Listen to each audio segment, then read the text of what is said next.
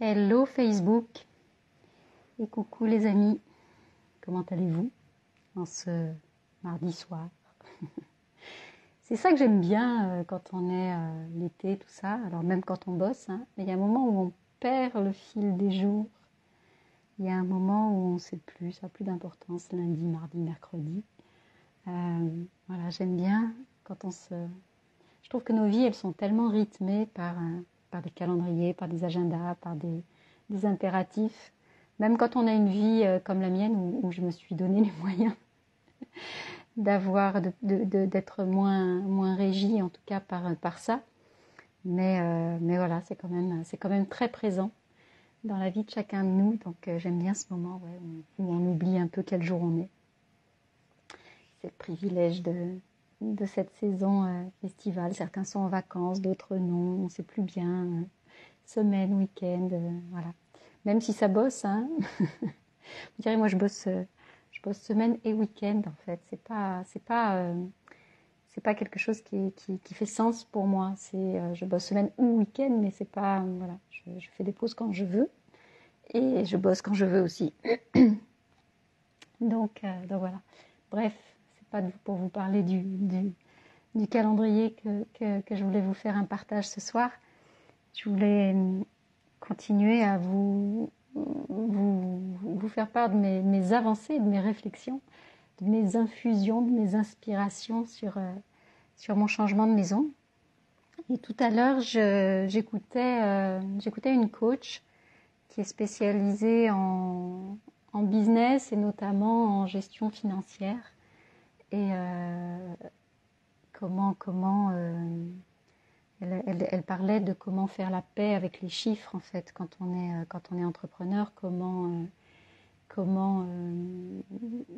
jouer avec eux, comment les aborder sereinement et finalement avoir une belle relation avec ces chiffres-là, parce qu'il y a beaucoup d'entrepreneurs, surtout de solopreneurs, qui sont fâchés avec les chiffres, qui ont du mal à se plonger dans la gestion, dans de la compta et à piloter du coup leur entreprise. Alors, c'est pas pour vous parler de business non plus ce soir, mais il y a un parallèle que je trouvais intéressant, parce que dans cette idée de moi cette gestion des chiffres, même si j'ai une formation en tant que sociologue en poussée en statistique, cette gestion des chiffres en ce qui concerne mon business, c'est quelque chose dans lequel je vais à reculons. C'est pas confortable pour moi. C'est pas un endroit où c'est super fluide. Voilà, ça me demande de l'énergie. Ça me prend de l'énergie. Ça, c'était jusqu'à présent, parce que je suis en train de travailler depuis plusieurs mois pour que ça change. Alors quand on veut travailler pour que ça change, c'est pas uniquement c'est des compétences à acquérir, mais c'est aussi des changements à faire dans la façon de penser, dans la façon d'aborder les choses, dans le mindset, etc. Donc voilà, ça se joue à plusieurs niveaux. Et donc j'écoutais cette coach tout à l'heure qui partageait donc ce discours qui était super intéressant effectivement sur comment percevoir les chiffres. Alors elle parlait même pas d'argent. Oui, il y a les chiffres du chiffre d'affaires, mais il y a aussi les chiffres du nombre de prospects, du nombre de clients, du nombre d'offres, voilà, tous les chiffres qu'on peut brasser au quotidien quand on est entrepreneur, tous les indicateurs qu'on a besoin de suivre.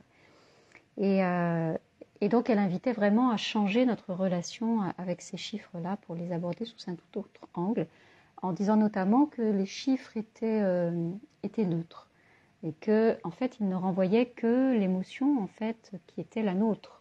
C'est-à-dire que si moi je mets de l'émotion sur les chiffres, en fait, eh ben c'est l'émotion que je leur mets dessus qui va m'être renvoyée.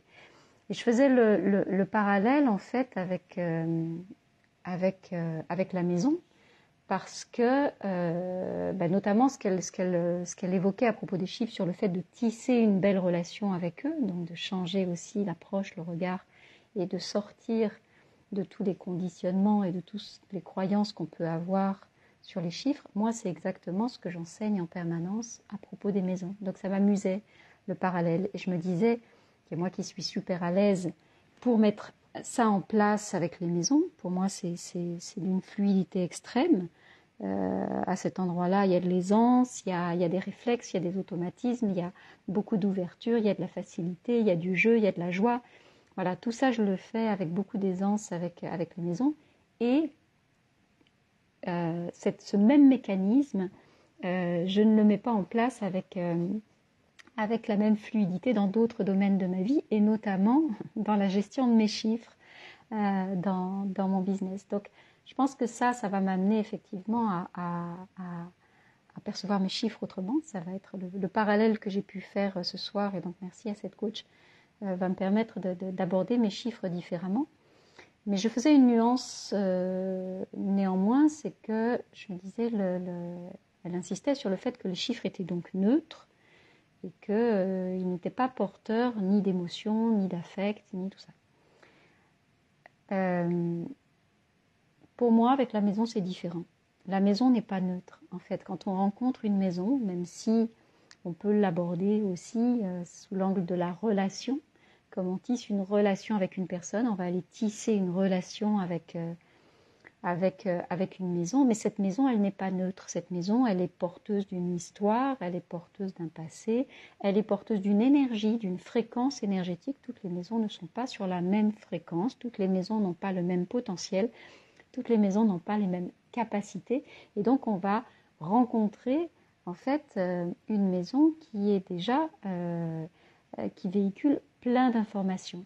Et alors, du coup, il y a là pour moi une vraie distinction avec ce qui était proposé sur les chiffres. Mais c'est là aussi que je trouve que c'est extrêmement, en tout cas pour moi, je trouve que c'est très joyeux et léger d'aller à la rencontre d'une maison. C'est que il y a cette espèce de part d'inconnu, c'est-à-dire c'est pas uniquement ce que moi je vais projeter sur le lieu, mais c'est aussi ce que lui va être en capacité de me renvoyer. Et on va tisser ensemble, en fait, ces deux énergies qui se rencontrent, la mienne et celle du lieu, et on va tisser ensemble une relation, on va tisser ensemble une histoire, on va tisser ensemble une vie. Et donc, j'ai envie de dire, c'est une équation à trois inconnus. Il y a la maison, il y a moi, ou le foyer, ou la famille, si vous êtes plusieurs, voilà. Et il y a la relation qui va sortir de cette rencontre, d'accord ? Donc c'est voilà la distinction que je ferai avec les chiffres qui eux sont neutres. Mais regardez quand une personne par exemple qui va vivre à un endroit, si vous mettez une autre personne dans le même endroit, elle ne va pas vivre les mêmes choses ou elle ne va pas avoir les mêmes ressentis. La relation ou l'histoire qui va se tisser à cet endroit-là ne sera pas identique. C'est vraiment lié en fait à ce que chacun de nous, et la maison et nous-mêmes, on va mettre, j'ai envie de dire, dans la corbeille de la mariée, et ce qui va en ressortir. C'est pour ça aussi que chaque rencontre avec une maison est une expérience unique. Et donc, il y a toujours un potentiel, il y a toujours quelque chose à créer, il y a toujours quelque chose à inventer, il y a toujours de la curiosité aussi à activer, il y a toujours quelque chose d'intéressant à créer à un endroit. Donc même quand vous allez au-devant d'un lieu sur lequel vous sentez, vous avez des réticences par exemple, ou vous y allez avec des a priori, le premier step, ça va être justement de faire tomber ces a priori qui sont amenés avec le mental en fait, pour laisser la place à la rencontre, pour laisser la place aussi à la construction de cette relation qui de toute façon va être unique. Mais si vous entrez dans une relation, c'est pareil avec une relation entre humains. Si vous entrez dans une relation avec des a priori, si vous entrez dans une relation avec la certitude que de toute façon ça va être une relation de merde, ou que l'autre est un con, ben c'est probablement ce qui va se passer. C'est ça que vous allez créer en fait. Alors que si vous entrez dans la relation en vous disant ok, je ne connais pas l'autre, donc j'ai tout à découvrir, et puis on va voir ce qu'on va pouvoir faire ensemble, en sachant que de toute façon, il y a forcément du potentiel, il y a forcément des choses intéressantes chez l'autre, même s'il n'a pas l'air de présenter, de répondre à beaux critères ou à ce que voilà, au type de personne que vous choisissez habituellement, il y a toujours quelque chose à créer dans cette relation-là. Et avec une maison, c'est pareil. Je crois que vraiment, c'est ce fil conducteur-là, cette pensée-là qui fait que j'aborde vraiment chacune de mes maisons, et c'est ce que j'ai fait dans ma vie de nomade, parce que là, j'ai changé de maison très très très souvent depuis 4 ans. C'est ce qui a fait que ça a complètement pour moi switché ma façon d'aborder les lieux, ma façon d'investir les lieux, ma façon d'aller à leur rencontre, ma façon de construire des choses avec eux, ma façon de déployer ma vie dans ces espaces-là, ma façon d'ouvrir au champ du potentiel. Et comme c'est extrêmement ludique, c'est extrêmement léger, c'est extrêmement créatif aussi, ça permet vraiment d'aller de remettre de la légèreté sur un domaine, celui de l'habitat, celui de l'immobilier aussi, l'espace de vie qui n'est pas toujours très très fluide pour chacun de nous, mais ça vraiment permet de remettre de la légèreté à cet endroit-là. Donc moi j'ai très très envie en tout cas que de vous partager cette façon d'aborder les lieux, cette façon d'investir nos espaces de vie.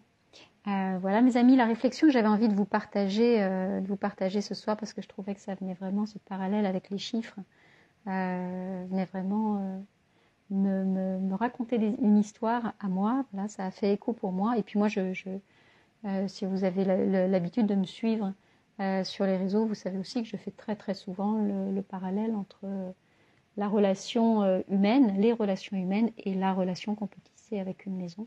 On est vraiment sur des choses similaires. Donc votre maison n'est pas neutre, contrairement à des chiffres, mais en revanche, vous pouvez quand même tisser avec elle une belle relation, une relation joyeuse, une relation curieuse aussi, et y compris quand vous cherchez une nouvelle maison comme moi en ce moment.